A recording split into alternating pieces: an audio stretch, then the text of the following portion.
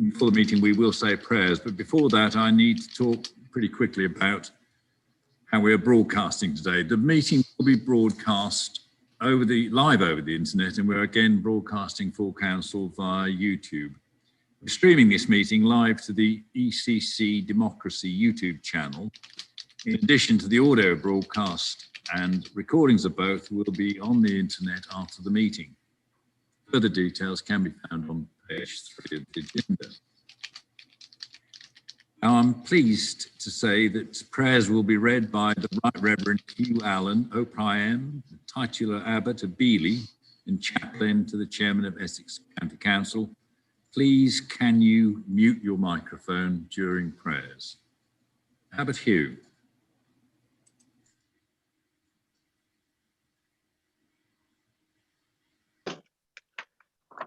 Thank you, John. Before I begin my prayer, if I could just give you a point of optimism to have that I chaplained to Broomford Hospital for the Catholic patients, and for the first time yesterday when I was called to hospital, I didn't have to wear full PPE. I could just wear a mask and gloves, and that's the first time since March 2020. So things are getting better. Spring's nearly here, so let's be hopeful and keep that in mind. So let's start with a prayer. As we continue through this tragic situation, when the whole world continues to struggle with suffering anxiety, we thank God for the hope that we can feel and for all those who strive to bring an end to this pandemic. We ask, Almighty God, that you comfort those who are distraught and mourn their loved ones who have died. Be closer, Lord, to those who are concerned for their loved ones who are sick and who, in order to prevent the spread of the disease, cannot be close to them. Fill with hope those who are troubled by the uncertainty of the future and the consequences for the economy and employment. Protect our doctors, nurses, health workers, and volunteers who are on the front line of this emergency and risking their lives to save others. Support the heroic efforts, O Lord, and grant them strength, generosity, and good health. Be close to those who assist the sick night and day.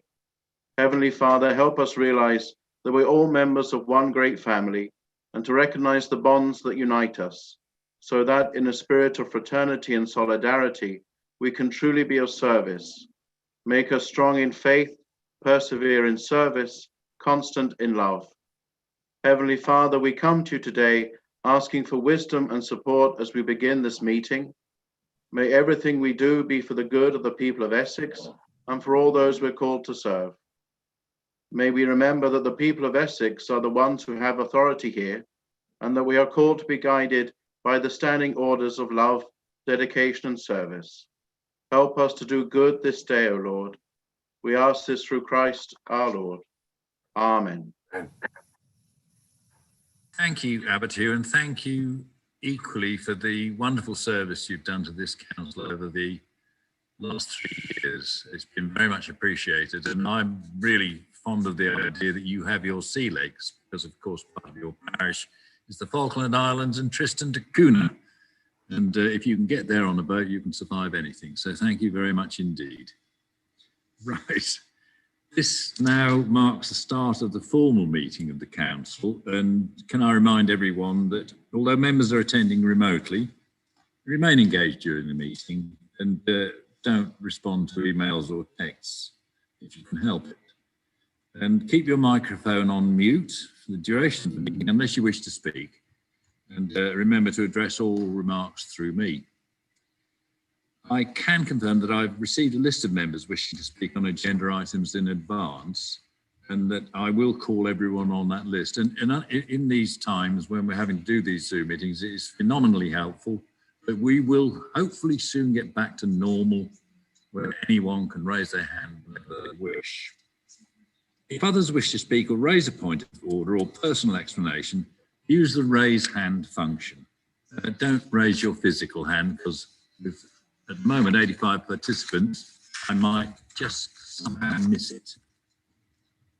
To use the raise hand function, open the participant list. You'll see that on the bottom, participants, and hover over your name, click on the raise hand. I think most of you know how to do this anyway. If members wish to communicate with either officers or me, use the chat function to Joanna Bowler or Paul Turner, not to me directly. I will be pretty well engaged in many other things. I appreciate that some members can't use the chat function, and we have made arrangements with them individually. And please don't use the chat function to communicate more generally with the meeting, because not everyone has access to it.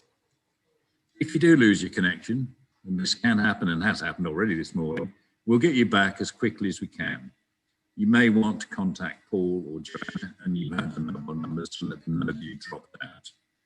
Today, the amendments to the budget will be by electronic vote, amendments, unless the main vote is called by 10 members. But the main vote on the budget will be roll call, as it has to be legally, and the Chief Executive will read your name alphabetically. Please can I ask that you only reply by saying for, against, or abstain. No histrionics, please. All other items will be general assent.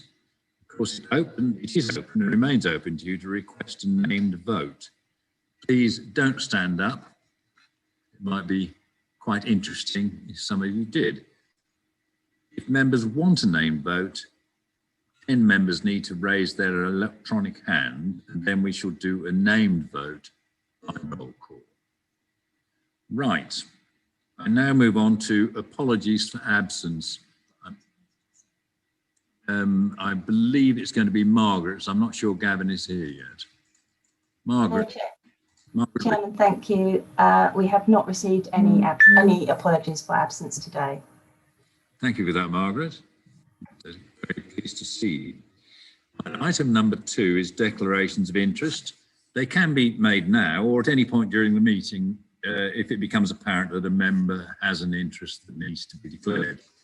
You all know the procedure for this, and obviously just be careful.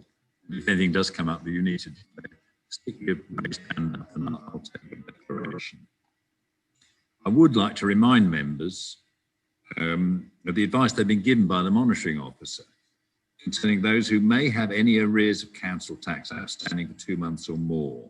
You've got to make a declaration. You're not entitled to vote on the budget. I'm not sure there are any actually, but it's just a word of warning and caution. And equally, you need to declare any interest relating to the budget debate. So that's declarations of interest. Item number 3 is confirmation of the minutes of the meeting held on the 8th of December 2020. No discussion except on their accuracy, and any question of their accuracy shall be raised by the motion under Standing Order 16.6. Are there any queries or on accuracy, or can we accept the minutes of that meeting? And if I don't see any dissent on my participant screen, then I will confirm that that is assent. And it hasn't. That's agreed by everyone. If you disagree, stick your hand up and we'll hear the disagreement. I see no hands up. Right, we now move on to public questions, and we have 6 members of the public registered to ask a question. On the first one, it concerns Boxford Bridge. It's Councillor Arabella Brentnall from Oxford Parish Council. There will be a couple of photographs on the screen. Anyway, Councillor Brentnall, you would like to ask a question concerning Boxford Bridge of Councillor Bentley. So if you'd like to press on, you have 3 minutes, Councillor Brentnall.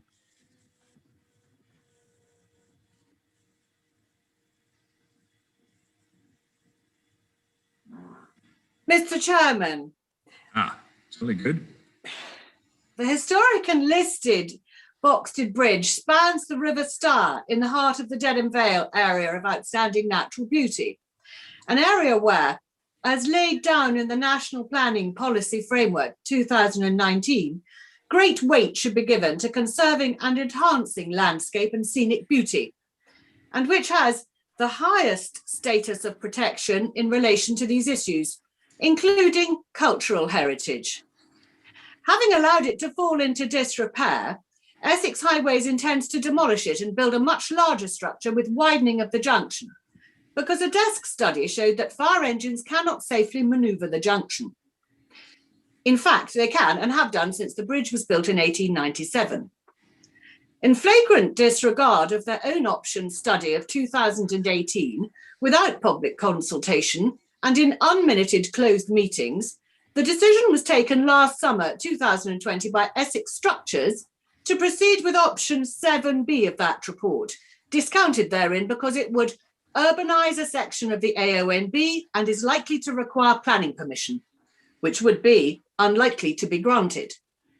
Questions started to be asked by Boxted Parish Council and other interested parties about perceived irregularities in the decision-making process of Essex Structures. Various bodies have already expressed support in saving this bridge, namely the Dedham Vale Society, the Council for the Protection of Rural England, the Association of Industrial Archaeology, Save Britain's Heritage, and Boxted Parish Council. Huge numbers of local residents wish to save this bridge and vehemently oppose any widening of the road because of their concerns for increased traffic speed and needless destruction of this wonderfully tranquil spot. Today, nearly 4,000 people have signed an online petition to Kevin Bentley to save Boxted Bridge. Having regard to the above, in deciding to demolish this historic bridge and build a modern one nearly twice the width on an enlarged footprint with junction widening, how will Essex County Council demonstrate its compliance with its statutory duty of regard to conserving and enhancing the beauty of the Dedham Vale Area of Outstanding Natural Beauty under Section 85 of the Countryside Rights of Way Act 2000? Thank you, Councillor Bentley. You were very close to your time, obviously practiced. Right, Councillor Bentley, you two would like to respond. Yes, Chairman, thank you very much indeed. And thank you, Brentnell, for her question. Very grateful. My answer is quite long, but it's necessary because there's a very good question asked, and therefore a decent reply needs to be given. And I'll make sure it was also sent to Mrs. Brentnell and Boxted Parish Council as well. And as you indicated, there will be an image, a couple of images to show, because I think it's important for clarity for people certainly who are listening to may not be familiar with Boxted Bridge. The most important thing here is safety. Safety is paramount on anything we do in highways. And like many of the 1,600 bridges in Essex, Boxted Bridge is valued by the local community it serves, not only as a functional crossing point, but also its historical interest. As you've heard, it's situated in an area of outstanding natural beauty, and although not formally a listed structure, has been identified on the Colchester Borough Council local list. Now, the bridge was built more than 100 years ago, and as an aging structure that is nearing the end of its natural lifespan, requires further intervention. We have increased the frequency of our inspection regime at the Boxted Bridge to every 6 months, so we are alerted to changes to its condition early. Options for managing the bridge have been carefully considered, firstly exploring the option of repairs before determining the most viable solution, which is to replace the bridge. The original construction Boxted Bridge does not lend itself well to the extent of repairs required without replacing the majority of the structure. Is considering a new replacement bridge, as you've heard, and we will be looking at visually similar to the existing structure to ensure it is benefiting the area. Now, perhaps I can ask the slides to go up here, please, by the officers, so you can see what we're talking about. So that is the current bridge, which you can see. Maybe go to the next slide, please. And that is what we intend to replace it with. You see, it's not that dissimilar, really. Recent changes in the design standards publicised following the completion of the option study have brought into consideration the resilience and security of the structure as part of the technical approval process. We therefore have a duty to adequately address risks identified in the option study and incorporate improvements within a new scheme design. We've also been supplied with details via a councillor of traffic incidents which have caused damage to the bridge and nearby private wall. It is not exclusive to HGVs, but apply to different sized vehicles. Our road safety audit has also indicated that larger vehicles cannot safely manoeuvre the junction under the current layout. Our proposal is to install a structure on wider footprint to address the difficulties of a fire engine and other larger vehicles and emergency vehicles that have manoeuvring through the area, that have difficulty moving through the area and reduce the risk of collisions associated with the poor visibility at the bridge and junction. Being visually similar to the existing structure, but to current standards, provides the community with a long-term solution without compromising safety or the AONB. Signage to warn HGVs that the route is unsuitable for their use will remain in place to deter larger vehicles from travelling on the bridge, just as it does at the moment. We understand some members of the community are concerned that an improved structure will increase traffic. Due to recent flooding in the area and while we remain in lockdown due to COVID-19, a traffic survey at this time is not accurately reflecting normal traffic flows. However, the intention is to undertake an assessment in the future. And given the level of public interest and feedback received, we will submit our proposal through the Essex County Council planning process. So that means people do get a chance to have their say. In the meantime, we will continue to engage with the local community through the parish council and key interested parties directly. A dedicated Box to Bridge webpage was created in October 2020 and is updated regularly to keep the community informed of progress, including additional information to explain considerations made to date and answer frequent questions. I also held recently a highway surgery which involved local councillors, both from Essex and Suffolk, this is right on the border, and affects both counties. And when they saw this design, were more than happy with this design. And I've asked for a list of all the people that we have made representations to that we've engaged with. That list is up to the parish council and indeed all the local members and various organisations as well. Chairman, I hope that helps. Perhaps we can take the slides there. I hope that helps with the answer. I'll make sure a copy of that answer is sent to Mrs. Brindle. Thank you, Chairman. Thank you, Councillor Bentley. I just remind the public speakers, of course, that you have 3 minutes. There is an overall limit of 30 minutes for public questions. I understand that some people aren't hearing me very clearly, so I will holler. I will raise my voice. Right, next one we have is Mr. Lee Scott, a resident of Chigwell, who is to ask a question concerning budget provisions. I believe it's Councillor Whitbread and or Councillor Spence to respond. Councillor Scott, or Mr. Scott, I beg your pardon.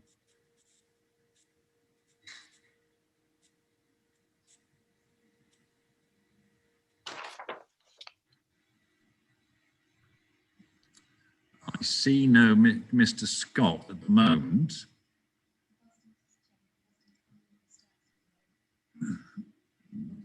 Chairman, can you see me now? I can indeed, yes, I have. Thank you, Chairman. Given the scale of the COVID crisis and the diversion of resources in that direction, what budgetary provision has been made for all the other non-COVID strategies of the County Council? Given the impact of COVID on the care sector, what is the Council doing to ensure equality and choice are maintained across the county? Thank you, Mr. Chairman. Thank you, Mr. Scott. Councillor Whitbread, I think, to start with, is it? Yeah, thank you, Chairman. Chairman, it's a two-part answer, as you quite rightly alluded to. First of all, can I thank Mr. Scott for his question? In the main budgets, the main budgets have been built for 21-22 using the assumption that the one-off cost of the pandemic would cease for 21-22. Although where it is believed there will be permanent behaviour changes, these have been reflected in our planning, and where one-off pressures due to COVID arise, we will apply the £29 million COVID emergency funding that is being provided by the government, and look to our targeted reserves that we have set prudently to support the mitigation of such risk. With regards to the non-COVID strategies, this budget sets out an investment of an additional 33 million across portfolios for 21-22. The majority of this growth will protect and grow adult social care services, meeting the rising demand for services and levelling up through pay rises for carers. Thank you, Chairman. Thank you, Councillor Whitbread. And Councillor Spence, you have some input, please. Thank you, Chairman. If I could just add my thanks as well to Mr. Scott. Even within adult social care, we are bursting with ambition. Our programmes for Meaningful Lives Matter aimed at improving the lives and employment prospects of those with learning disabilities. Our Connect programme aiming to make sure that up to 40% more of older people can continue to live independently at home, backed up by our care technology programmes. All of these are funded into 2021 and 22. And on the second part of Mr. Scott's question, Mr. Chairman, we do recognise that the COVID crisis has had a profound impact on our care sector colleagues. We are working actively with all parts of the Essex Care Association and other care providers to ensure the viability of homes in all parts of the county and the continuing efficacy of our domiciliary care provision, so that indeed choice and quality can be preserved. That is our legal commitment, and that, Mr. Chairman, we will achieve. Thank you very much, Councillor Spence. Right, our third public question comes from Mr. Anthony McQuiggan, a resident of Gallywood, who's to ask a question concerning the summer camp initiative, and I believe it will be Councillor Louise McKinley to respond. Councillor Mr. McQuiggan. Thank you, Mr. Chairman, for the opportunity to raise a question here. I'd like to address my question to Louise McKinley through the chair, if I may. Following on from a successful summer camp initiative that was launched across Essex last year, can the Cabinet Member for Children and Families confirm whether there are plans to deliver the programme again in the summer of 2021? Thank you, Mr. Chairman. Thank you, Mr. McQuiggan. Councillor McKinley. Thank you, and thank you for the question. So as you know, last year we ran an extremely successful programme of summer camps in every city, borough and district across the county. Despite the COVID-19 restrictions, we still managed to offer 22,850 free face-to-face places to children across the 6 weeks holidays at a cost of £262,000. The feedback we received from families was extremely positive, with the scheme providing parents not only with much needed respite following that first period of homeschooling, but also helping those children rebuild social connections and aid their mental and physical well-being following the first lockdown. We worked closely with our partners across the different Essex communities to provide activities and fun engagement to young people, along with the provision of food and additional family support where it was needed. This was pioneering work by ECC and Active Essex and was held up by others as a great example of supporting young people and working with the community to deliver the programme. This year, having been in 2 further lockdowns and with schools being closed for periods of time during the course of the year, we are very keen to look at how we can deliver even more places for families this year. With government plans now in place to start to open the economy and communities, it's vital that we support children in the round. We need young people to be active and to be able to rekindle those social connections. Government has taken note of the summer camps programme that we ran last year and in December announced their holiday activity and food programme for 2021. This is seeing an investment of £220 million across the country for local authorities to provide free holiday provision akin to what we offered here in Essex last summer. And Essex is receiving some £4 million of this funding, which will enable us to deliver the programme on a much greater scale this year. As such, this summer holiday, we will offer 12,000 places to children each day over the summer holiday period. That's around 250,000 spaces over the entire summer break. Essex County Council is also funding an expansion of this scheme, working with our community partners to offer a range of activities, not just physical, but those in the fields of arts and STEM as well. These new additions, along with the physical element, will provide the most comprehensive holiday offer ever undertaken and will not only be a lifeline to working parents, but for children whilst they socialise and spend time with each other over the summer. I can also announce that we will commit to further holiday clubs at Easter and Christmas and will continue to provide targeted holiday hunger activity support during the half terms to those families that need it.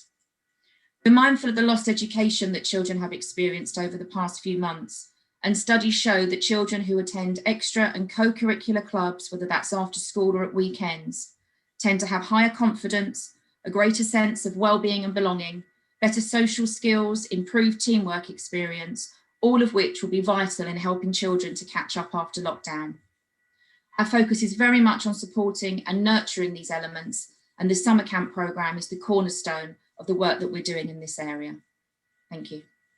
Thank you, Councillor McKinley. I'll now move on. We only have 30 minutes for this, to Councillor Holly Whitbread of Epping Forest District Council, who is to ask a question concerning the provision of health and adult social care, and I believe Councillor Spence will respond. Councillor Holly Whitbread. Thank you, Chairman, and my question follows on nicely from Mr. Lee Scott's question.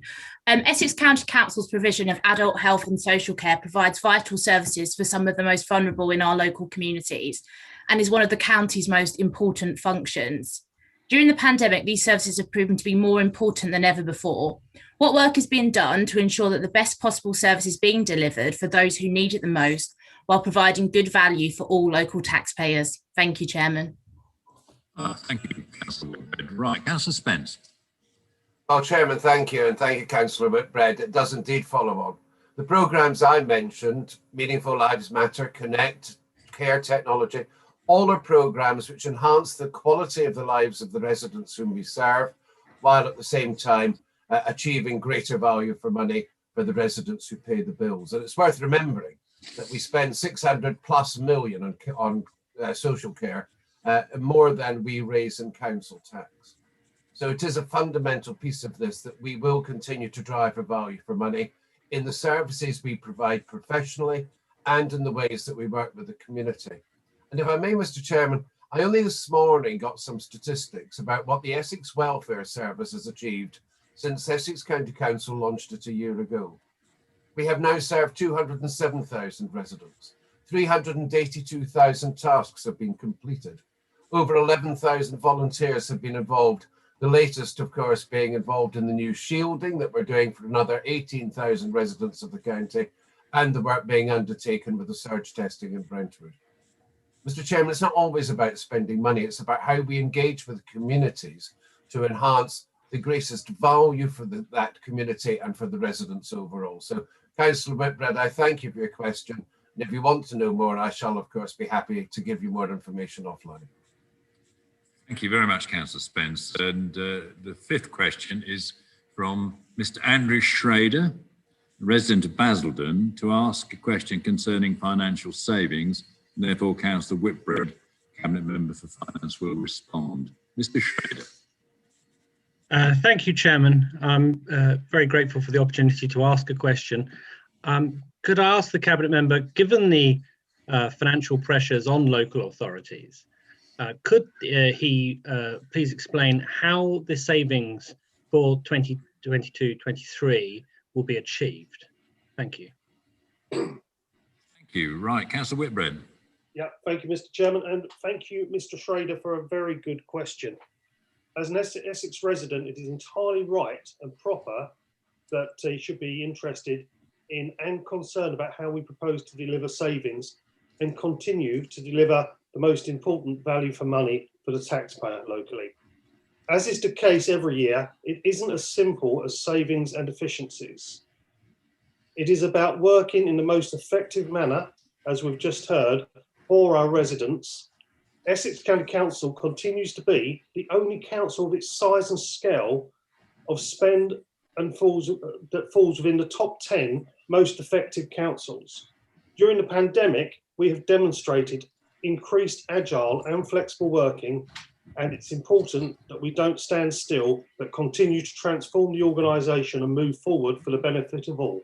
Thank you. Thank you, Councillor Whitbread. And finally, Mr. Ross Plale, a resident of Witham. We missed the cut last time, Ross, but you're here today, thank goodness. A resident of Witham, asking a question concerning flooding, and the response will be from Councillor Walsh, the Cabinet Member for Environment and Climate Change Action. So Mr. Ross Plale. Thank you, Mr. Chairman, and good morning, Council. My question is, given all the recent flooding and rainfall that we've had here in Essex, can the Council reassure me it will continue to invest in flood prevention measures to protect both people's homes and residents across Essex? Right, Councillor Walsh.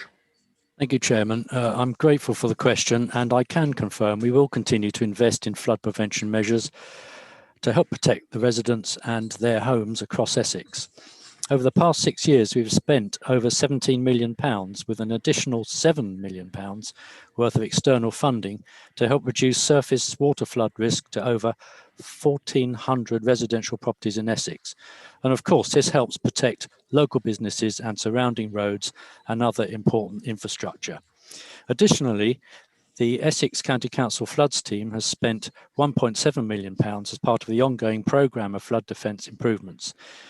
This budget we're discussing today looks to secure another £2.5 million for flood defences this coming year as part of our ongoing commitment to flood defences in Essex, and we hope to maintain this funding through to 2025. Furthermore, Nearly £500,000 has been secured from the Environment Agency's Flood Defence Grant to protect 250 residential properties which are at risk of flooding over the next 6 years. Thank you, Chairman. Thank you, Councillor Walsh, and thank you, Mr. Fowle. Right, that's the end of the public questions. Just a couple of notes. Councillor Mayer has given his apologies. He has water pouring through his ceiling, so that might be something to do with flooding. And Councillor John Moran has no power. We are trying to reconnect him. However, such are the tribulations of Zoom meetings, but we will press on. Item number 5 is Chairman's announcements and communications, and unfortunately I have 2 deaths to notify you of. Former Councillor Brian Wood, who passed away on the 18th of January at the age of 78. And Brian will be well remembered by many of us. He was elected on the 4th of June 2009 to represent the division of Canvey Island East. And during the 4 years that Brian was a county councillor, he served on the Executive Scrutiny Committee, the Member Development Steering Group, the Community Wellbeing and Older People's PSC, and the South Essex Area Forum. And he'd been a district councillor since 2004 and was mayor of the Borough of Castle Point from 2017 to 2018. I've had indications that Councillor Chris Pond and Councillor Andrew Sheldon would both like to speak. Councillor Pond. Chairman, as you said, he served 4 years as a county councillor, and during that time he sat next to me as part of the then too strong non-aligned group. In fact, he was deputy leader of the non-aligned group. Mr. Chairman, you'll probably remember he was an avuncular presence, and whilst he had pithy views, particularly on the then front bench, he had a very marked soft spot for the then cabinet member for highways. Mr. Chairman, the politics of Castle Point are beyond me and beyond any PhD. They're second only to the complexity of those of tendering, in my experience. But I still don't understand how Councillor Wood ended up as the Conservative mayor of Castle Point, as you alluded to. But we were very, very sorry to hear of his untimely death, and we express our condolences to his family. Thank you, Councillor Pond. Councillor Andrew Sheldon. Thank you very much, Mr. Chairman. Just to follow Councillor Pond's comments, I think the politics of Castle Point will be a lot poorer for the sad departure of Councillor Brian Wood. He was a very strong force, and his party piece was to listen to all the arguments in a committee meeting, or indeed any meeting, and then deliver his justice at the end. You're right, you're wrong, and here's why. But he always brought it back to residents' interests at the very end. It was always his last sentence, and that's why he was very much respected in Castle Point. He did have a long political journey, starting off as a Canvey Island Independent Party councillor, becoming a true independent councillor, a UKIP councillor, and finally coming home to the Conservatives, where he had a lot of respect, and indeed he was elected mayor of Castle Point and gave a very, very good showing representing the council strongly in many, many civic events. The politics of Castle Point is poorer. I think Essex County Council, I think we have strong memories, and his influence will remain. Thank you. Thank you, Councillor Sheldon. I've also got to announce the fact that former Councillor Mervyn Doolittle has died at the age of 87. He was a county councillor for Great Parndon between 1967 and 1970, and then again between 1993 and 2001. And during his time as an Essex County Councillor, he served on the Highways and Transportation Committee, the Education Committee, and was a member of the Executive Board, as well as many other committees and boards. He was also leader of the Labour Group and served as leader of both Harlow Council and Essex County Council. Mervyn had also served as a magistrate and had been involved in many local groups and will be sadly missed by his wife, Joan. I believe Councillor Julie Young would like to say a few words. Yes, morning, Mr. Chairman, members. Unlike Brian Wood, Mervyn Julius was Labour through and through. So it will be a sad and substantial loss to his family, the Labour Party, and the community of Harlow, which is served for many years. Mervyn was a stalwart of the Labour Party in Harlow since the 1960s. He held many roles up until his semi-retirement from politics. Those included being a ward councillor, committee chair and leader of Harlow Council. He was an Essex County Council, as you rightly say, and became our last leader from the Labour benches of that council too. Our paths didn't cross in terms of his time on the county council. When he left, I joined. But he was also chair of Harlow Development Corporation and a magistrates too. So he gave a considerable amount to his community, and our thoughts are with his family. Thank you very much, Councillor Young. I'd now like to say a few words about New Year's honours list. We always seem to be rather low, but this year, 31 people in this amazing county have been honoured for their community and voluntary work and public service. And 9 of those individuals have been recognised for their work during recent pandemic, and I'd really congratulate anyone who's received a nomination, because these individuals have made a difference to many of our lives, our county and our country, and they'd be much poorer without their work. However, these honours reflect and recognise only a small part of the huge contribution made by many who work tirelessly for their communities, and I would like to thank everyone who has contributed positively to the response to the pandemic. You will all know those unsung people in your community go the extra distance and, you know, just showing their appreciation. Right, breaks we'll come on to. I will confirm that should the meeting run beyond 11:30, which undoubtedly it will, we will adjourn the meeting for 10 minutes at an appropriate moment. A message will be displayed for members of the public, and I will ask that all members mute their microphones and turn off their cameras. The broadcasting of the meeting will also be paused. There will also be a lunch break at around 1 p.m. thereabouts, again, depending on how the debate goes. And should the meeting go on that long, this break will be for 30 minutes. And I have forgotten one thing, which is that after the announcement of those, could we now have a minute's silence?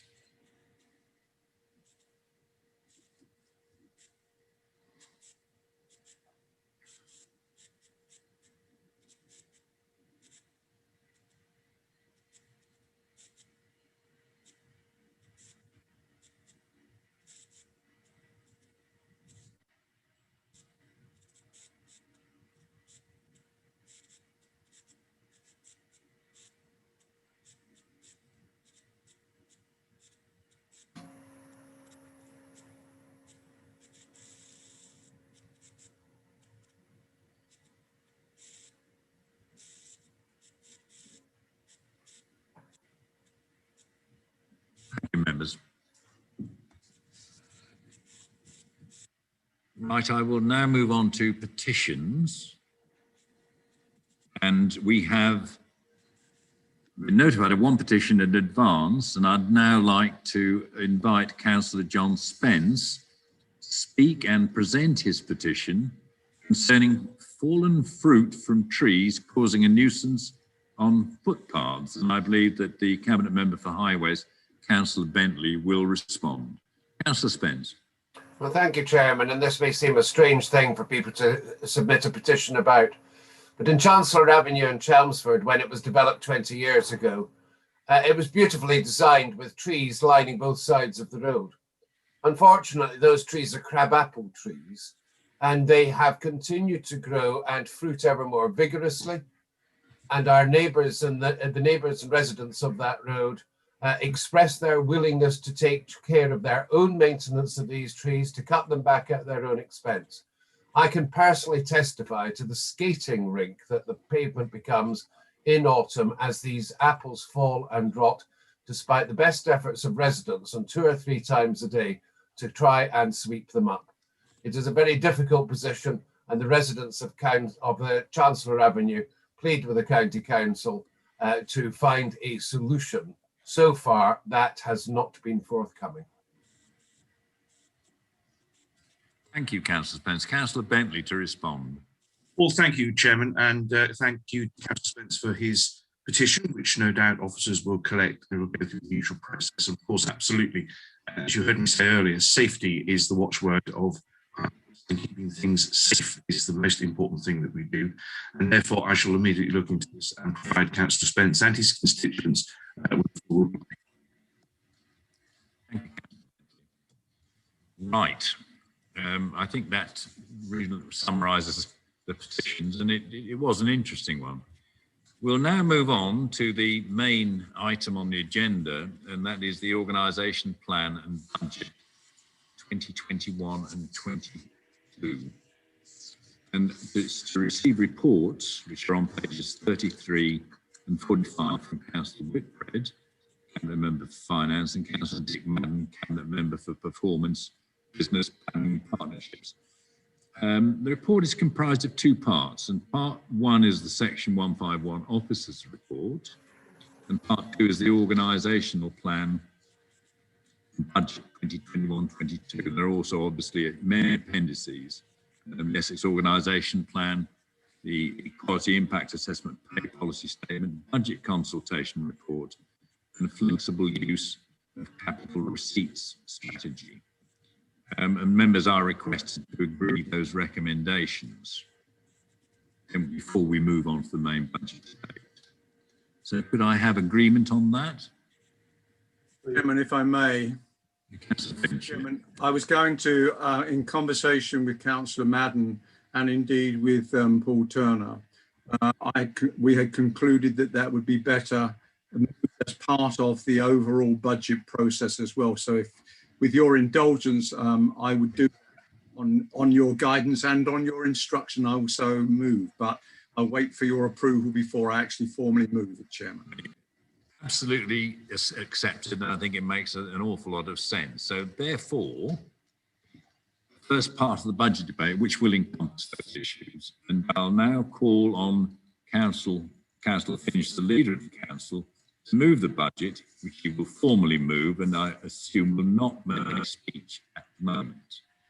So would you say, Councillor? Chairman, thank you. I formally move part one and part two as written in the council procedure, with the addition of that addendum note that has been previously circulated, which identifies the minor changes that have resulted from the business rates increase that was received very late from Harlow District Council of some 305,000, which has brought about the addendum note and the changes therein you will see. It's a minor changes to the overall financials. So thank you, Councillor. Thank you. Can I have confirmation that the budget is seconded by Councillor Whitbread? I'm happy to confirm, Chairman. I'm right to speak last. Thanks. I believe there's someone on a telephone that hasn't muted. Are there any amendments to the budget? Yes, there are. Two amendments have been received. First amendment is the Liberal Democrat amendment proposed by Councillor McCrory and seconded by David Kendall. And the second amendment is a Labour amendment proposed by Councillor Ivan Henderson and seconded by Councillor Julie Young. Can I please now ask Councillor Mike McCrory to formally propose the Liberal Democrat amendment to the budget and not speak? Thank you, Mr. Chairman. Yes, I formally propose the amendment on behalf of the Liberal Democrat group. Thank you. Thank you, Councillor McCrory. As to your previous message, that will be fine. Now, could I have confirmation that the Liberal Democrat amendment to the budget is seconded? Yes, sir. Chairman, Councillor Kendall seconds the Liberal Democrat amendment and defers his right to speak. Thank you. Thank you, Councillor Kendall. I now have to ask, are there any other amendments to the budget? And of course there are, being one. We have to do the formalities. And can I then ask Councillor Ivan Henderson to formally move the Labour amendment to the budget, but not speak? Thank you, Chairman. Yes, I formally move the amendments in the name of the Labour group. Thank you, Councillor Henderson. And can I have confirmation that the Labour amendment to the budget is seconded? I believe it's Councillor Julie Young. I formally second the Labour Group amendment, Mr. Chairman, and reserve my right to speak. Thank you, Councillor Young. Right. And I now call on Councillor David Finch, the Leader of the Council, to present the budget 2021-22. No time limit. Councillor Finch. Chairman, thank you, and members, thank you for giving me this final opportunity to present what I think is an outstanding budget to you. As I usually do with the budget statement, I will recap on the last year while looking forward to the year ahead as well. I do ask for your patience, however, because I do intend to look back over the last 10 years and further into our future. I think it's important to do this at this crucial juncture for Essex to help us understand and see things in their proper context and to demonstrate why I am confident we are going to recover well. Of course, crystal ball gazing has surprises for all of us, doesn't it? This became very clear to me when I reviewed my statement at last February's council meeting. At that point in time, there are only 9 known cases of coronavirus in the UK, and unknown to us, we were more than 6 weeks away from the first lockdown. The virus then was the blip on our radar rather than the centre of our world, and we hope that this will be the case again soon. I called last year's budget a budget for all and a budget of hope. It was hope for a greener, healthier future for Essex, looking forward to the first year of the Essex Climate Action Commission and the great work we are going to continue to do to take meaningful action towards net zero carbon emissions. This was, and still is in my opinion, hugely ambitious and invigorating commitment by any council, and in spite of the pandemic, it is also one that we are on track to keep. The Climate Commission has met regularly, and we have continued to invest in and commit to environmental action and innovation. The Commission has produced its interim report, with the final report coming soon, and we are in an incredibly strong position to begin to take steps outlined by the Commission to push our ambitions even further. That being said, there are things we can and must do now to progress our work on climate change. We are also already building net zero school buildings. We've already introduced cycleways.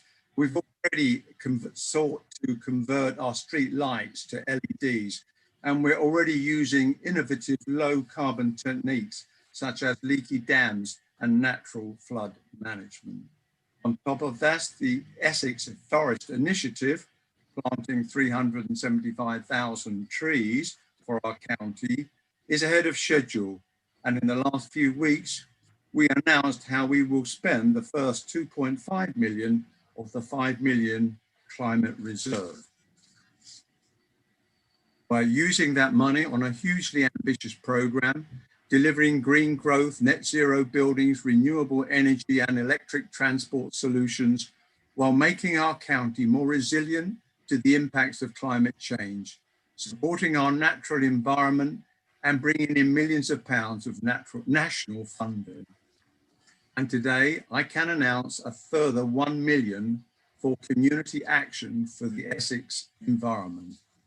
£500,000 to be spent helping us to encourage people to create less waste, use less tap water, produce less carbon, travel sustainably, and use safe renewable energy. The second 500,000 will be invested in a competition to help 4 communities in Essex go further and become national pioneers in becoming net zero communities. After the year we've just had, other authorities may well, understandably, be taking a step back on tackling climate change. However, we are striding forward. We are in a position to act with this kind of confidence thanks to the painstaking work by Essex County Council over the last 10 years. While other councils have struggled to deal with financial challenges and increasing demand, we have risen to become one of the top 10 most effective local authorities in the country. Over the last decade, we have invested heavily in transformation for long-term sustainability. And as a result, we've been able to improve the quality of our services we provide, putting the resident, not institutions, at the heart of our services. 89% of our children now attend schools that are rated as good or outstanding, and indeed an exceptional achievement. We have improved our adult community learning offer to nearly 11,000 students. We have an award-winning broadband team enabling over 150,000 Essex homes and businesses to access superfast broadband. We engage 32,000 young people through our nationally recognised youth service. The condition of our roads is now among the best in the country. We have invested billions in improving and maintaining our infrastructure. We now have one of the best children and family services in the country, rated by Ofsted as outstanding. 10 years ago, we were rated as inadequate. 10 years later, we now set the standard. We did this by investing heavily in the right leadership, early intervention, and especially innovation in practice. We believe we can use these same principles to transform adult social care, as well as to ensure it remains fit for purpose for the increasing demands on our system it is facing. Our vision for adult social care is for every adult to be able to live as independently as possible and to enjoy a good and meaningful life.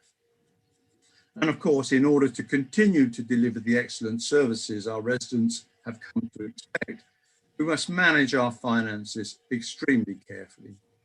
We do recognise that it's not just the council that is under financial pressure, it is our residents as well. We are therefore proposing no increase in council tax and only a 1.5% increase in our social care precept this year. Very few authorities across the country are in a position to act with this level of confidence. Most are increasing their rates by 2 or 3 times the amount that we are proposing today. In fact, since 2010, while inflation has increased by around 35%, the cumulative impact on council tax has been much less, at around 22%. Let me repeat this again.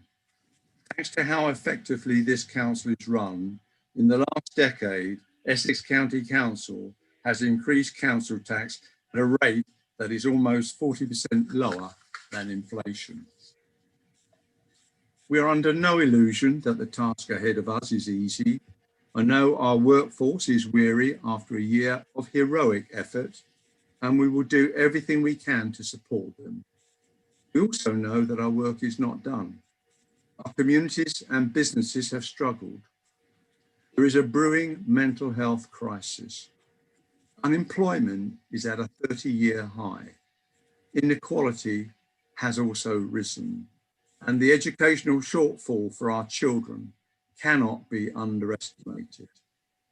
We know this. We also know that thanks to the last decade of hard work from Essex County Council, and thanks to this budget I am commending to you today, we are incredibly well placed to deal with those challenges and continue to stride forward. Our ambitious capital programme is a clear example of how we are moving forward with confidence. It is the biggest for a generation and will help us to make great strides in kickstarting the economy and supporting our community and residents to thrive. The strength and resilience of our communities is going to be even more important in future. During the pandemic, our work with communities increased significantly.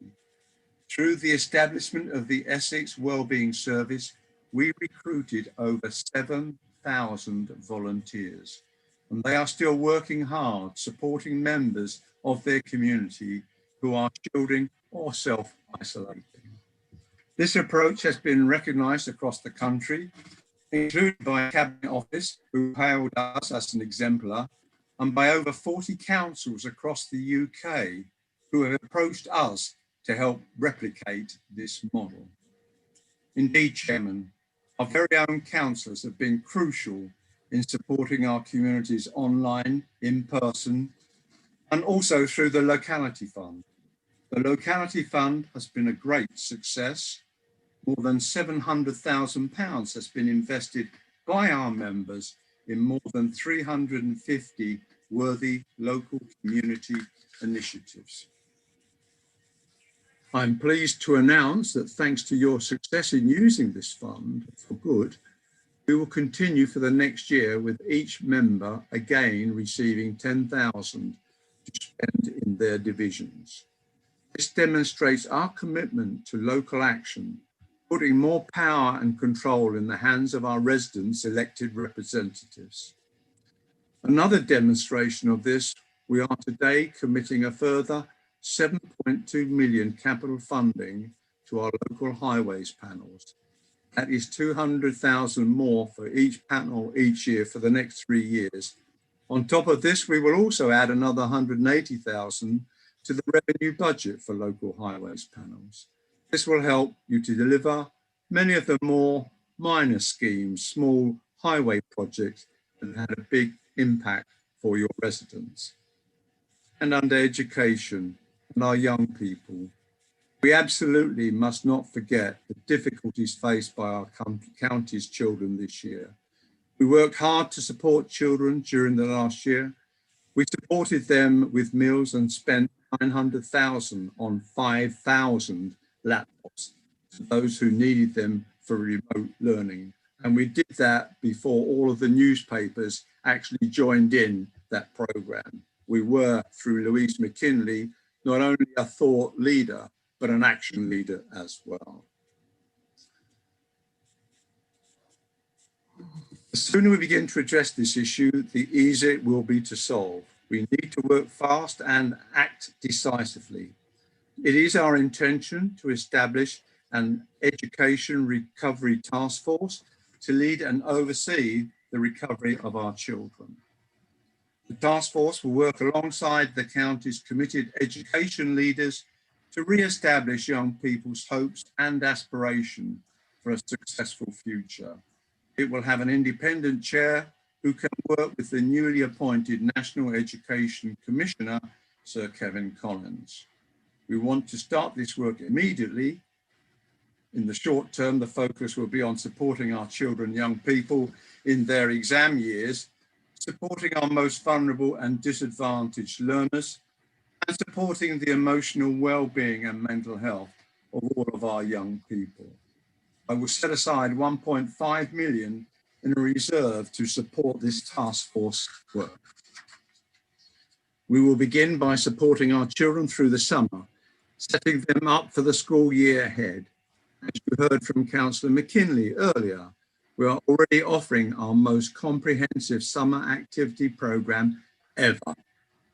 I am committing up to 500,000 of that 1.5 million to expand the summer holiday scheme to a wider group than just those in receipt of free school meals, and to support formal learning catch-up. We will furthermore allocate another £500,000 to support children's emotional well-being and mental health.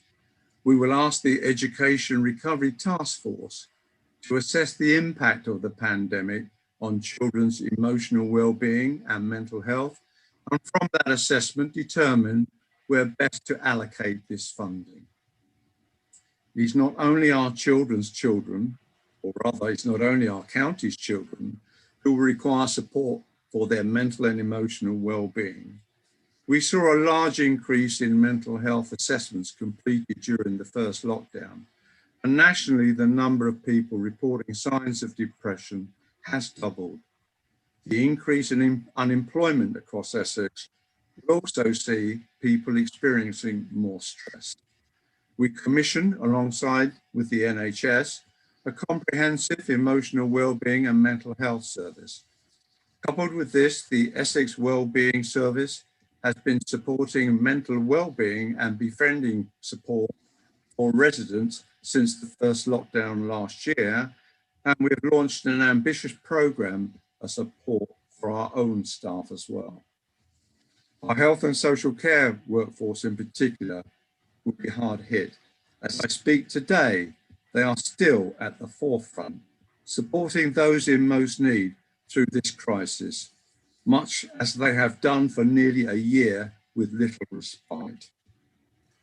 Essex Partnership University Trust has a scheme called Here For You, a vital confidential counselling service for key workers. We will work with Input, offering them additional funding of up to £500,000 to expand the offer and further promote it even more for our county's key workers. We must make sure that the children of Essex do not feel left behind by the education system and support them through the summer. We must also continue to protect our children from being targeted by gangs who bring violence into our communities. We are determined to continue disrupting gang activity and breaking the cycle of violence for our young people before it is too late. That is why I'm pleased to announce that we will continue to fund £500,000 to this work on violence and vulnerability. I'm very grateful to our Police, Fire and Crime Commissioner, Roger Hurst, for committing continued funding from the Commissioner's Office as well. This is a well-established program now with real roots in the most vulnerable people and the most dangerous gangs. We are making a real difference in disrupting gang activity, educating our children before they are targeted by gangs, and working with children to leave the clutches of those gangs before it is too late. Chairman, I go to move on now to the economy. There is no doubt that many of our businesses are struggling. Over the last few months, I have met with representatives from key sectors and have heard firsthand just how difficult things are. We've begun to address this, supporting businesses any way we can to protect jobs and resume profitable trading as quickly as possible. We are creating thousands of jobs for young people in Essex through the government's Kickstart scheme, within the council, our supply chain and across Essex businesses. Each year we spend around 900 million of our budget with Essex businesses. And on top of that, last October, we announced the £100 million economic growth investment strategy and a £5 million economic recovery fund last October, which will help our businesses in the short, medium and long term. Earlier in February, we allocated a further 7.2 million for business support grants, in addition to the 2.2 million from the business adaptation grant that was announced in October. Working with Let's Do Business Finance, we've also created an additional £1 million of coronavirus business interruption loans. Forgive me if I start to sound a bit hoarse. I'm afraid it is a rather long speech, and do forgive me. Councillor Ball and I have worked with the Chamber of Commerce, Federation of Small Businesses and other groups to listen to what they what they need now and in the longer term to survive and thrive. They're telling us that they need more help. We are therefore today committing an additional £2 million to economic development to ensure a successful reopening of the economy. It will support Essex businesses to diversify and innovate, taking advantage of new opportunities, achieving their ambitions and creating jobs. We will deliver a strategic approach to net zero, finding ways for local businesses to take on early opportunities in the green economy. We will also showcase our world-class universities and businesses and encourage innovation and increased trade. And Councillor Ball and I have challenged officers to develop additional packages to help businesses to take on new roles in key sector and to support the development of startups in growth sectors. Chairman, I've said that I am confident we will recover. As I said, our communities and businesses have struggled, but this budget will help them back to their best. There is a brewing mental health crisis, but we will provide support to every resident that needs it. Unemployment is at a 30-year high, but we are investing hundreds of millions in our local economy. Inequality will have risen, but we are showing you today how we will support our poorest through the tough times ahead. And our children are facing an educational shortfall, but we will act swiftly and decisively to make sure that they do not lose out in the long run.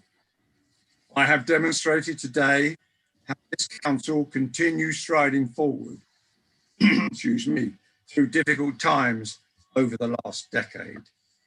Not only did we balance the books, not only did we help Essex recover from the last recession, forgive me, Chairman, for the frog in my throat, not only did we keep council tax increases well below inflation, but we have managed to do all of that and come out of the other side better than we were 10 years ago, healthier and with greater hope.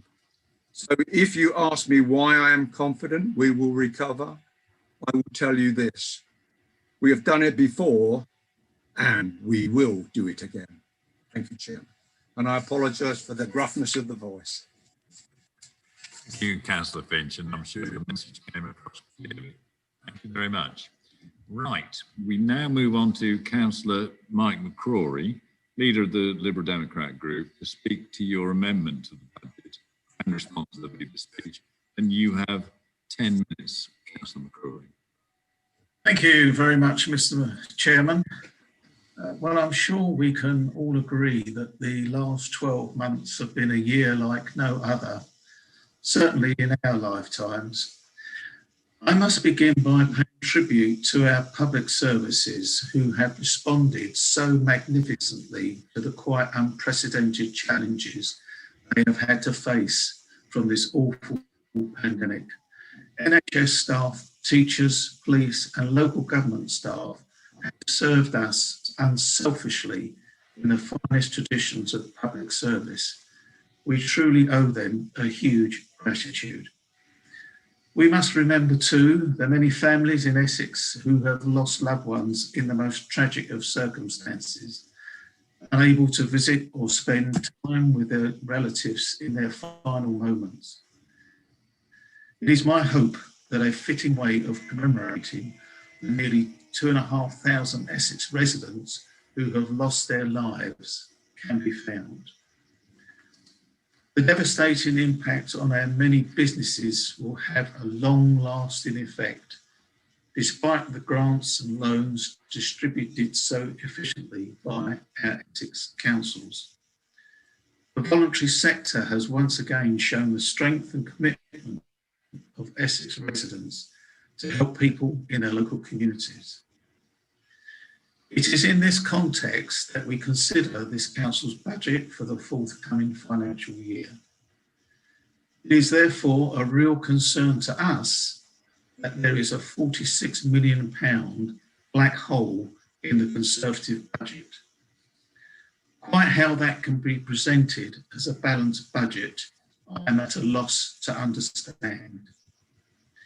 It was made very clear to us when drafting our amendment that we had to identify our funding in very precise terms.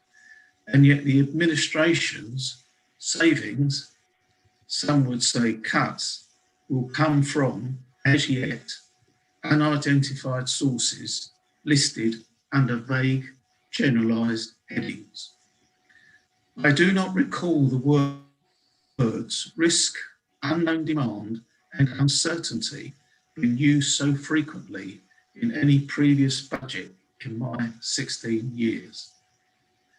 What is more worrying is the medium range scenario forecasts, even assuming of £46 million can be met is for a £91 million gap in funding in 24-25, as illustrated on page 37 of the report, paragraph 8.2. And yet, 0% increase in the council tax element. Anyone would think this is an election year. Local government is expected to continue to deliver services while the government dithers and delays. Once again, we have a one-year finance settlement. We still wait for the adult social care white paper, business rates reform, a fair funding review, and of course, the revaluation of council tax bands still set at 1991 levels. Moving on to the Liberal Democrat amendment, Mr. Chairman, our priorities for extra funding reflect our long-held political objectives, which very much accord with concerns expressed by Essex residents in a budget consultation on page 185 of this report. Firstly, we major on what this council can do to counter the biggest threat to humankind. We propose implementation in full of the recommendations of the Essex Climate Change Action Commission announced way back last November. I know a cabinet report is due in March. We want to see all those recommendations implemented and the funding come from the earmarked reserve held for that purpose over the next 2 years. Put simply, we cannot wait any longer. And by the way, Mr. Chairman, you would think, given the enormity of climate change emergency, the work of the Commission would be centre stage on the Council's website. But no, you actually have to go to the search button to find it. The next 4 items in our amendment incur additional revenue, and therefore we propose a 1% increase in council tax to raise 7.1 million to fund the items that follow. At 25 pence a week, we consider that excellent value. We want to address the mental health crisis affecting children and young people. We have raised this issue in previous budgets, but this year the pandemic has massively increased the need for urgent attention. The pressure on students in secondary education, particularly those facing exams, has always been intense, but last year the uncertainty has increased hugely. Likewise, university students have suffered from working remotely or isolated in halls. The effects on young people's mental health has been well documented. Self-harming has increased alarmingly, which is a clear indicator of mental health issues. Therefore, an additional 2 million is proposed to meet this increasing demand. The Liberal Democrats have a long-held commitment to supporting young people through the youth service, and it's been a recurring theme in our budget amendments.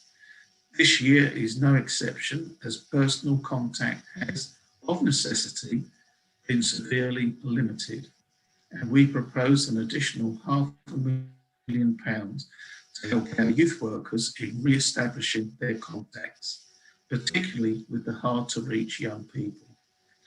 Relatively small amounts of money, carefully directed, can make a massive difference. Mr. Chairman, I said in opening, many people in Essex have suffered great loss and hardship through loss of income, loss of their job, collapse of a business, or through illness or the loss of a partner. We recognise that any increase in the adult social care precept proposed in the budget and the council tax 1% we propose will have an impact on low income families.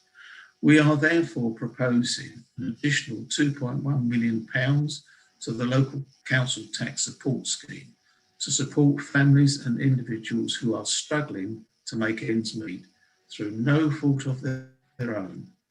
In the last financial year, some 52,000 families were supported. All the indicators show that number will increase significantly this year, and the additional funding will help alleviate their hardship. Every year, we are told that we have an exceptionally bad winter to explain away the poor state of our roads and footways. Mr. Chairman, there's something wrong with the way this council carries out its repairs. I could take you to numerous locations where repairs have been carried out, and within weeks, the tarmac has been ripped out. I can take you to a new roundabout, which was completed less than a year ago, where there is a pothole in the surface already. When I was submitting my list of the 50 worst potholes for repair in my division, my starting point was the reporting page for defects. My division was covered in a red rash. There were so many. So despite the extra government funding, we do not believe it is enough. Hence the additional £2.5 million for road and footway repairs, which will also include addressing the surface water flooding, which is a regular occurrence in many areas. Finally, an extra £250,000 to be drawn down from the waste reserve to pursue flight tippers and bring the perpetrators to justice. In a lay-by near me, some mindless individual has dumped a load of building rubble when the recycling centre is only about 2 miles away. Fly tipping is a blight, not just on the countryside, but our urban areas too. We need the extra resources to tackle this growing problem. In closing, Mr. Chairman, I must thank the finance staff in drafting this amendment. Their advice, prompt responses and total professionalism is very much appreciated. Mr. Chairman, I'm proud of this to move this amendment, which addresses the huge issues facing our residents, climate change, which must be faced up to right now, helping our young people with who are our future, supporting families and individuals who are struggling to make ends meet, and more investment in our highways and footways to make them safer. Thank you, Mr. Chairman. I so move. Thank you, Councillor Crawley. Pretty close to time. Now, Councillor Kendall has deferred, so I'll now call on Councillor Ivan Henderson, Labour Group, to speak the Labour amendment to the budget and respond to the dispute. You have 6 minutes, Councillor Henderson. Thank you, Chairman. And can I also pay tribute to all those public sector workers and volunteers who have provided their selfless commitment over this last year. Chairman, I'm moving these amendments in the name of the Labour Group. We see the amendments as constructive additions to the budget, offering support to the voluntary sector and residents of all ages, encouraging residents to be more active by providing safe pathways to a healthier future. We are proposing additional funding to a voluntary sector which is dealing with a major increase of vulnerable residents suffering from the impact of isolation and loneliness. This pandemic has widened the existing cracks and has shone a light on those residents which have been suffering in silence for far too long. We are proposing additional funding to provide an extra 8 youth service commissioners over a 12-month period, then to be reviewed, targeted in the most deprived areas within the county, to deal with the extra demand caused during COVID-19. The extra commissioners will be available and offer support on a one-to-one, face-to-face basis to young people who needs it. Provide support to those young people who need time and a suitable place to study. Also, to encourage social interaction within those communities. We propose increased funding to the public footway maintenance budget and the public rights of way budget. The footways and public rights of way annual maintenance budget will see a real terms cut under the 2021-22 budget. The Climate Change Commissioners have highlighted these two areas as quick wins for the Council. Our proposal provides for an active and healthier way of getting to school, offering parents and children safer walking routes, supporting climate change by reducing car usage during those times of the day. Our last proposal offers this Council and our residents highway maintenance with a quality assurance. Chairman, the portfolio holder for highways maintenance has taken his eyes off the roads, taken his hands off the wheel. Our highway maintenance is out of control. We need to get back in the driving seat. This amendment offers just that. The amendment proposes an independent review of the existing criteria applied when approving maintenance, repairs, and exists under the existing contract. Secondly, it provides for an independent inspection regime twice a year, sampling a range of completed repairs across the county. This was put forward by a recent all-party task and finish group after members raised concerns about the lack of inspections. At the moment, Chairman, the contractor is literally marking his own homework. Chairman, I mentioned when this budget was presented to the Cabinet, Essex residents need to be able to trust the budget. The Cabinet are suggesting they understand the financial pressures residents are under at the moment. Yet for the last 5 years, they've increased council tax to the limits allowed, while residents were suffering the pain of 10 years of austerity. Chairman, this budget hides future cuts. Essex residents need to decide if they trust a budget that says libraries are safe. And only a few months ago, 25 libraries were going to close and a further 19 needed to rely on volunteers to remain open. And a good example of a community library was given, one that opens 1 day a week for just 2 hours. Chairman, will residents put their trust in a budget that supports children and families? When the portfolio holder for that budget once said, these are promising times, Conservatives tackling issues that really matter, cutting benefits. £27 billion cuts to the welfare benefits budget has had a massive impact on child poverty in my area and many others across this county. And will residents trust a Cabinet that closed 74 children's centres, withdrew Meals on Wheels, increased charges to the those living independently in their own homes, saying the council was being too generous? And all this has happened while we've had £100 million sitting in a reserve, in a waste reserve, not being used. These cuts have gone ahead. And overall, the total money within reserves still sits at 391 million. Chairman, these are political choices that have been taken. It didn't have to be this way. Chairman, I don't believe the Essex residents can trust this budget at all. Thank you. Thank you, Councillor Henderson. That's well within time. Councillor Young has deferred, so I'm now going to ask individual members to speak. I have received a list of speakers from all groups in advance, for which I really, really thank you.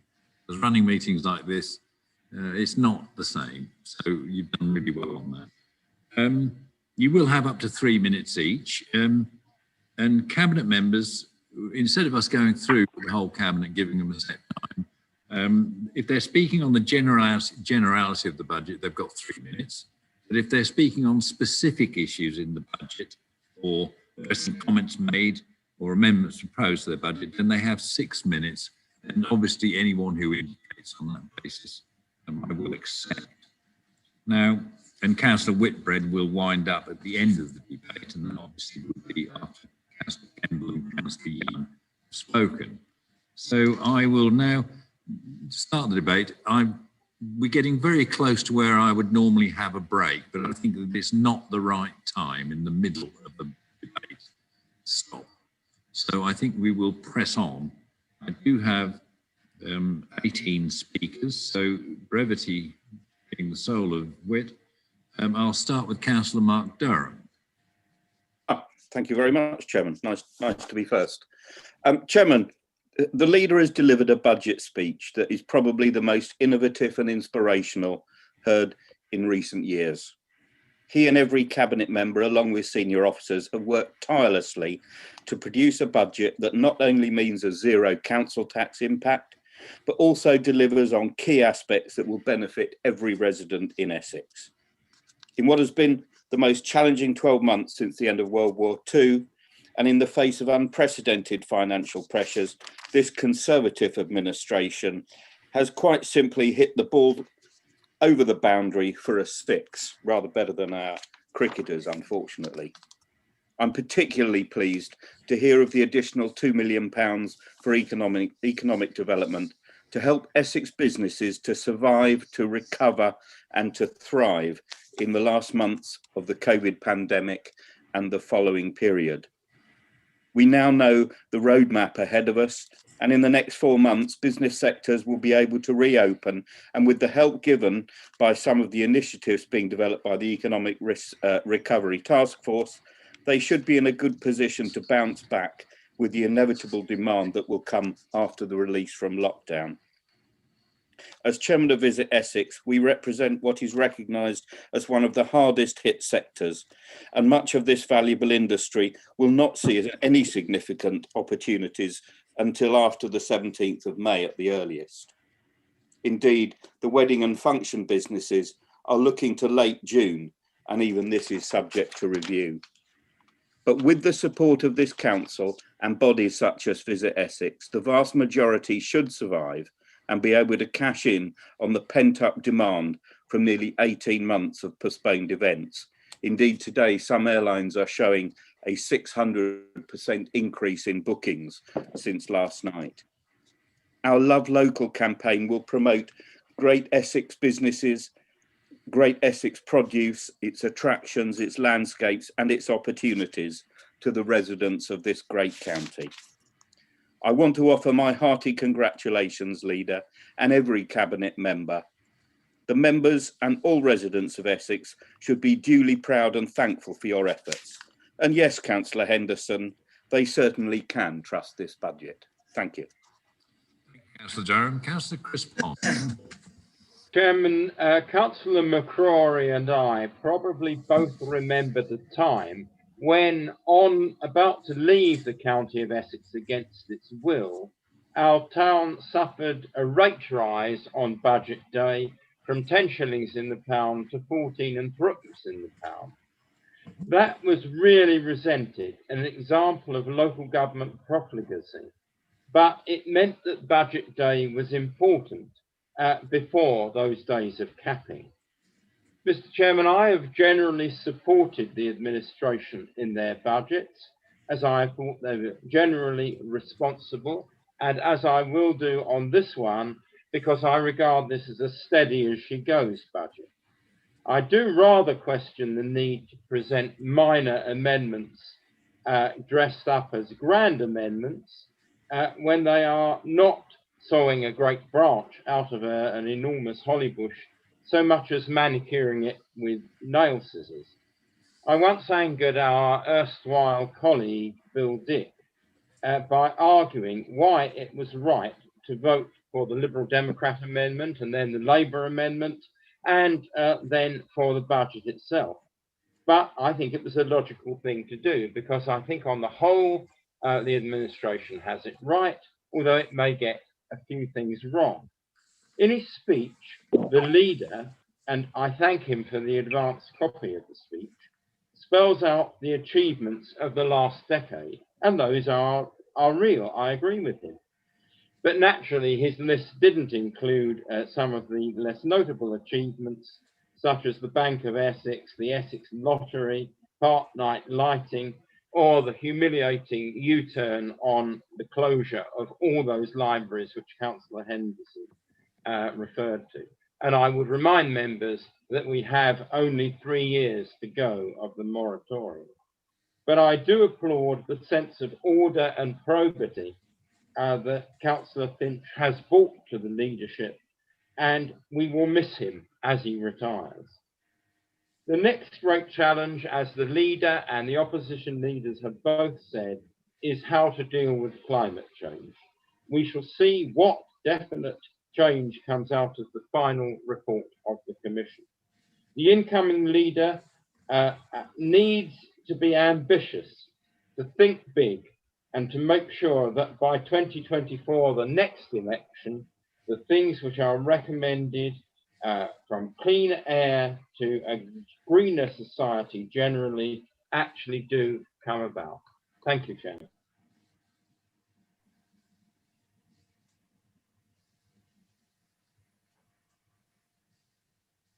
I'm going to call Councillor Barry Aspinall because he's on the telephone. Barry, are you available? I'm here, Chairman, and if I don't get the opportunity later, I would like to thank you for your efforts on behalf of the residents of Essex over the last couple of, and very definitely difficult last year. Thank you. Thanks, Barry. Now, have you got anything to comment on the budget? Yes. I totally agree with the Lib Dem amendment, as you know I will. It's what is known commonly as a no-brainer. You've got 25 pence a week proposed increase, which in these modern days gets you half a packet of crisps or a quarter of a packet of peanuts. You go in a pub, a packet of peanuts is £1, and I'm sure the residents of Essex would not mind paying peanuts for what is estimated as a £7 million increase that would be put to the most vulnerable people in Essex. It is, as I say, something that we can equate to. £7 million will go a long way in easing the suffering of those most desperate of our residents in desperate needs. So again, I would also agree with the comments made about the climate change. I think that is incredibly important. We shouldn't take our eye off it just because we've had a pandemic crisis, not just, but we've had a pandemic crisis. We shouldn't take our eye off of what is needed to ease this catastrophic climate change that we will all be suffering. And that will also impinge on finances this council can ill afford in continually escalating the price of repairs to our roads and infrastructure because of the climate problem. So yes, I believe paying peanuts normally gets you monkeys, but in this case it will give you £7 million of additional money to spend on our most needy of people. As I said, this is a no-brainer, and therefore I can see total support from all the Conservative group. Thank you, Chairman. Thank you, Councillor Aspinall. Slightly perhaps, but I'll now call Councillor David Harris. Thank you, Chairman. Thank you very much. Echo the remarks about your chairmanship. Thank you, sir. On to my support for the Labour Group amendment on the budget, Chairman. I'm fully supporting this amendment. The first reason I wanted to put to you is the youth facilities comment within the our amendment. I raised this as a leader of a local group in charge of youth facilities in my own ward. The youth of Essex have missed over a year of normal youth facilities. You see, youth clubs and things for young people to get involved with mean they get a chance to engage with others of their own age and to learn life skills, as I did as a young lad. Those clubs and activities make the community-minded, free-thinking citizens of the future. But we know that the indices of deprivation already highlight areas of need. And what our budget proposal does is direct professional commissioners to target those areas to support the additional support that they need. The second bullet point was on footpaths. The healthy lifestyles that we want are so vital, and this addresses that. Footpaths targets additional money for ensuring that prowls, public rights of way and footpaths are fit for use so that we can get out of our cars. and maintenance is needed to ensure people do that. In my own area, localising it again, we are waiting for footpaths all around 3 of our local schools, secondary, nursery and junior. That's on the LHP, but of course, extra money would help maintain those. This amendment means we are proposing to recover post-COVID and get a healthier use for ourselves in cycleways, footpaths and trails that people will use. Lastly, and finally, I'll sum up, highways is a big issue for my residents, as it is no doubt lots of other councillors in this meeting. And a view of the criteria assessment and review of quality control of road repairs will inform our managers on value for money. Again, we've got to do post-COVID to make sure we use every penny wisely. We don't want to have to repair more than once, Chairman. Right job, first time, saves money. I fully support the Labour amendment. Thank you, Chairman. Thank you, Councillor Harris. And I'll now call our man on the railway, Councillor Andy Wood.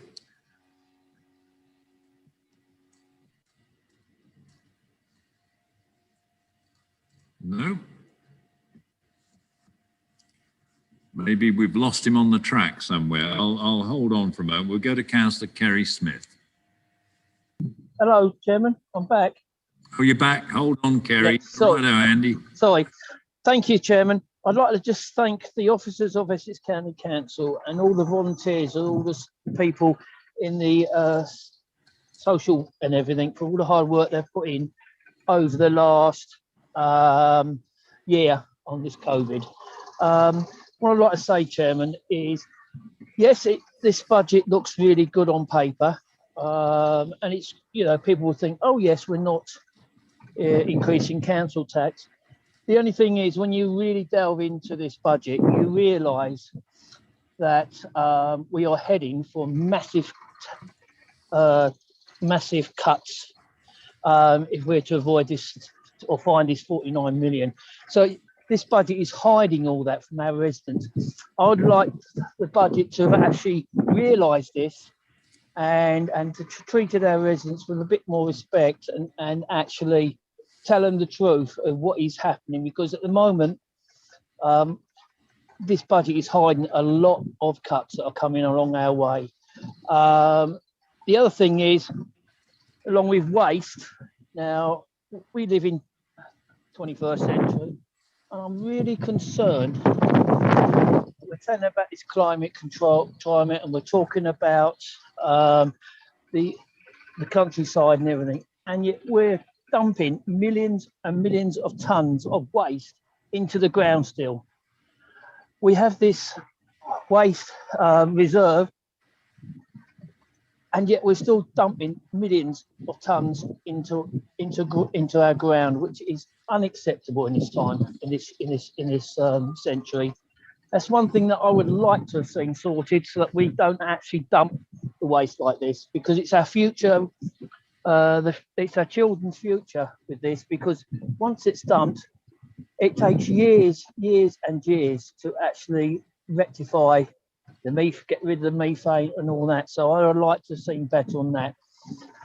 I'm really, but I am really concerned with the fact that we've got a 0% things. We've got a £49 million deficit coming, and we have no, we choose to not put our council tax up. It's just crazy, and I think it's probably a political stunt because we've got elections coming. But to be quite honest with you, I think my residents in my area will look at this and they'll understand what this budget is, and hopefully they will understand that if we are to carry on like this, heading for a massive cuts in services again under a Tory council. So I would like to leave there. Thank you, Chairman. Thank you, Councillor Wood. We got there eventually. There's a bit of wind noise. Now, I have been asked by several members when we might have a break, and I said initially that I think probably not a good thing. But actually, it probably is as good a time as any to take 10 minutes. Keep in your mind all the amendments and the speeches. Now 11:40. There is someone Oh, Andy, yes, you've turned it off. It's now 11:40. If we say at 10 to 12, 11:50, we'll come back. So we'll pause now for 10 minutes.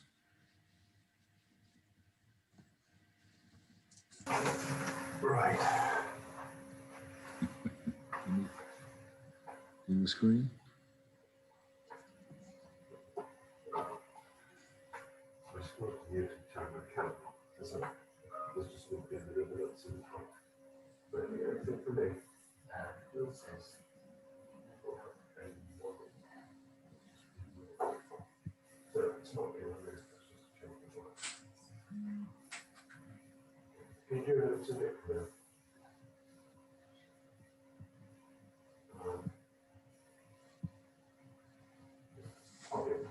David's still here.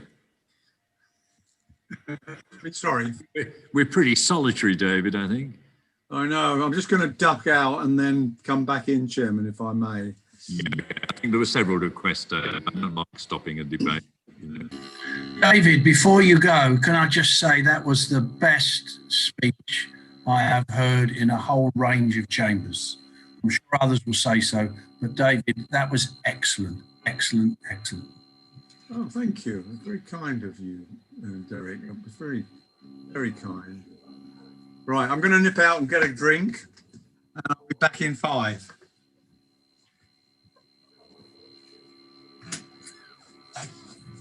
Chairman, John Graham here. Are you able to sort of give a little list of the running order after the break? No, I can do that, yes. I'll run through them because we've got 5 and there are 18. I'll go through the remainder and then there are 4 cabinet members who've been indicated. Right. I will do that. You're, let's see, 1, 2, 3, 4, 5. You're 6. Six after the break. Yes. Thank you very much, Chairman. It's a pleasure. I'll tell the staff. John, can I just confirm? Sorry, it's Robert Mitchell. It's Robert. Probably be 2 after the break. You will be, yes, Smith, then yourself. That's fine. Okay. Thank you. John, you've got one more meeting before the elections, haven't you? No, I haven't, Kerry. All I do is I come in if I'm re-elected, and I just hand over next time. This is my last meeting, effectively. Oh, well, you've been one of the few benefits of COVID, having you on as an extra year as chairman. It's all that bouncing around on the briny, 40 years at sea. Keeps you healthy, All that nice fresh air, seafood. Yeah, unless you're in the Navy, of course, and that's not so good. What was it Churchill said, rum, bum and the lash? It was something else, actually. What was that? I can't say it on a public channel, but there we are, never mind. I just going to say, Chairman, we are still public, what's being said.